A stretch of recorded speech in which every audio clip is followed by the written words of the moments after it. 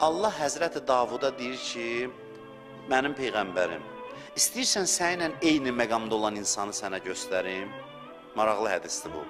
İstəyirsən elə bir insanla səni tanış eləyim ki, sənlə eyni məqamdadır, sən Peyğəmbər ola. Maraqlı gəldi Peyğəmbərə. Dedi, bəli, istəyirəm, əlbəttə istəyirəm. Özü Peyğəmbər də bilir ki, bu məqama çatmaq nə deməkdir. Dedi, kimdə o mənə göstər, tanış olum.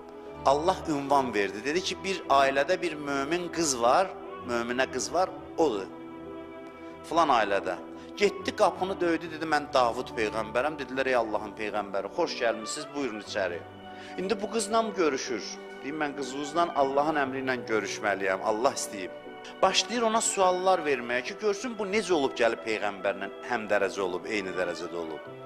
Deyir, sən nə əməl sahibisən, say əməlləri danışır. Məsələn də indi deyək, namaz qılıram, oruç tuturam, filan, adi şeylər.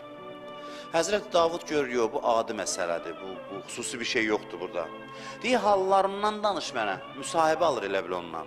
Hallarından danış, nə hallar keçirdirsən, bu başlayır saymağa. Görür ki, halları da adidir.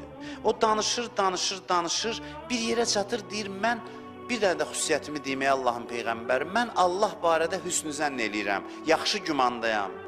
Peyğəmbər soruşur ki, əlaməti nədir bunun, yaxşı gümanda olmağın?